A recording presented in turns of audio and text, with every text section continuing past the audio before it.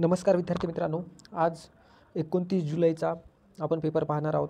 तर दररोजच्या पेपरामध्ये आणि आजच्या पेपरामध्ये काय बदल आहेत किंवा काय बदल नाहीत किंवा पेपर सेम आहे, पॅटर्न सेम आहे, तर ते आपण आजच्या व्हिडिओमध्ये बघूयात.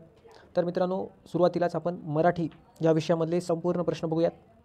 मराठीमध्ये मित्रांनो सर्वात सोपा सेक्शन होता. दररोज जसा पेपर येतो त्याच पद्धतीचा पेपर होता. सगळे प्रश्न सोपे होते आणि मोस्ट ऑफ जास्त समानार्थी आणि विरुद्धार्थी हे शब्द होते आणि अतिशय सोपे रोजच्या वापरातले होते. जसं की तुम्हाला मी रोज सांगतो, जे आपल्या रोजच्या वापरातले आहेत. मराठीचा अभ्यास केला नाही तरी चालेल. सेंटेन्स अरेंजमेंट, एक उतारा जो की आपल्याला 5वी 6वीला 7वीच्या स्कॉलरशिपमध्ये जसा यायचा त्या पद्धतीचा एक उतारा आणि बाकीचे समानार्थी विरुद्धार्थी प्रश्न यावर प्रश्न होते. तर त्यामुळं मराठीचा काही लोड घेऊ नका किंवा मराठीची तुम्ही तयारी केली नाही तरी चालेल. तुम्ही डायरेक्ट इंग्लिश आणि मॅथ्स रिजनिंगची तयारी करा. आणि तर इंग्लिशमधले प्रश्न बघा, आपण बघूयात. इंग्लिशमध्ये वन वर्ड सबस्टिट्यूशन, जसं की रोज याच्यावर एक तरी प्रश्न आहेच. आजसुद्धा एक होता. त्यासोबतच सिनोनिम्स अँटोनिम्सवर प्रत्येकी 2-2 प्रश्न होते. प्रत्येक सेक्शनमध्ये 1-2 क्वेश्चन होते असं विद्यार्थ्यांचं म्हणणं होतं. त्यासोबतच इडियम्स आणि फ्रेजवर एक प्रश्न होता. आज नवीन प्रिपोजिशन विचारले मित्रांनो. काल टेन्स विचारला होता, आज प्रिपोजिशन विचारले. त्यामुळं प्रिपोजिशन, आता कंजंक्शनसुद्धा तुम्हाला किंवा नॉर्मल पार्ट ऑफ स्पीच थोडं बघून जायचं. त्यासोबतच पंक्च्युएशन रोज येणार आहे मित्रांनो. पंक्च्युएशन 31 तारखेपर्यंत प्रत्येक शिपला येणार आहे. एकाही शिपला पंक्च्युएशन आलं नाही असा पेपर झालेला नाही. त्याच्यामुळे पंक्च्युएशन मार्क इथंच आहे, कंपल्सरी करून जा. आर्टिकलसुद्धा बऱ्याच शिफ्टमध्ये आलेला आहे. मागच्या काही शिफ्टमध्ये आले, 1-2 शिफ्टमध्ये आले नसेल, परंतु आर्टिकल हा मेन चॅप्टर आहे, हा फिलरमध्ये येतो. त्यामुळं फिल इन द ब्लँक्समध्ये आर्टिकलच मोस्ट ऑफ आपल्याला भरायचे असतात.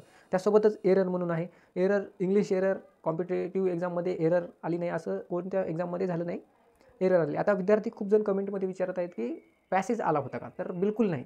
आत्तापर्यंत जेवढ्या शिफ्ट झाल्या त्यामध्ये एकाही पेपरमध्ये पॅसेज आलेला नाही. त्याच्यामुळं काळजी करू नका. पॅराजंबल मात्र येत आहेत. 2 PQRS येत आहेत, आपण त्याला पॅराजंबल म्हणतो. आणि जे की सोपे आहेत, जास्त काही हार्ड नाही, त्याच्यामध्ये सोपे आहेत असं स्टुडंट्सचं म्हणणं आहे. आणि मॅथ्समध्ये बघा, नफा तोटा. तर तुम्ही एखाद्या दुकानावरून कोणती वस्तू खरेदी केली, एखादी मोटरसायकल खरेदी केली, तर पहिल्यांदा त्या मोटारसायकलवर तुम्ही ती खरेदी केली X अमाऊंटला आणि 20% नफ्याने विकली आणि त्या पुढच्या व्यक्तीने परत दुसरं कोणाला तरी 10% तोट्याने विकली. तर या सगळ्या व्यवहारामध्ये तोटा झाला का नफा झाला, अशा पद्धतीचे गणितं आजच्या आपल्या पेपरमध्ये पाहायला मिळाले. त्यानंतर भागीदारी. तर बघा मित्रांनो, सूट कमिशन यासोबतच हे भागीदारी एक जो चॅप्टर आहे मॅथ्समध्ये आज नवीन विचारला मित्रांनो. मिश्रणे असा हा चॅप्टर आहे की प्रत्येक शिपला मिश्रणांवर प्रश्न आलेला आहे आणि बरेच विद्यार्थी म्हणतात की मिक्सचर आणि ॲलिगेशन हे तुम्ही नीट करून जा, कारण याच्यावर कन्फर्म 1 मार्क, 1 प्रश्न 2 प्रश्न येत आहेत, 4 मार्क तुम्हाला मिळून जाऊ शकतात. त्यासोबतच सरळ व्याज आणि चक्रवाढ व्याज.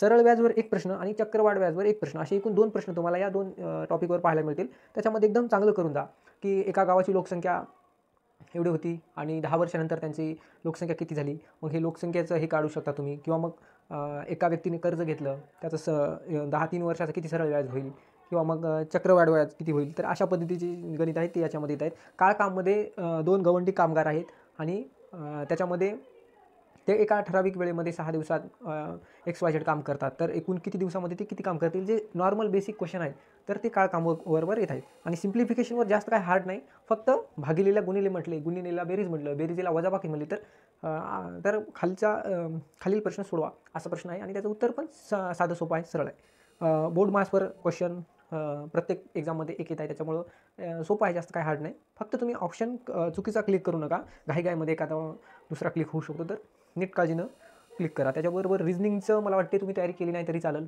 रिजनिंग कोणीही तुम्ही आत्तापर्यंत जेवढं अभ्यास करत आला त्याच्यामधलीच आहे, जास्त काय हार्ड नाही. सिटिंग अरेंजमेंट असू द्या, त्यासोबतच अल्फाबेट सिरीज असेल, अजून ब्लड रिलेशन नातेसंबंधावर एक असेल, बैठक व्यवस्था आपण ज्याला सिटिंग अरेंजमेंट म्हणतो, आणि पजल. आता या ठिकाणी 7 जण दक्षिणेकडे पाहतात, तर एका लाईनमध्ये बसलेत, तर 7 जण एका रांगेमध्ये बसले, तर मग रमेशच्या उजवीकडे कोण, उमेशच्या डावीकडे पहिला कोण, दुसरा कोण, तर अशा पद्धतीचं. आणि एका सरळ लाईनला बसलेत आणि त्यांचे तोंड दक्षिणेकडे जर पाहत असतील, तर हे मित्रांनो अगदी सोपा आहे. सिटिंग अरेंजमेंट वर्तुळाकार कृती बसण्यापेक्षा हा प्रश्न सोपा आहे, त्यामुळे हा प्रश्न सुटू शकतो. तर अशा पद्धतीचे क्वेश्चन होते मित्रांनो. आता जीकेचा आहे, लागलीच जीकेचा व्हिडिओ तुम्हाला हा व्हिडिओ पूर्ण बघितल्यानंतर मी अपलोड करेल.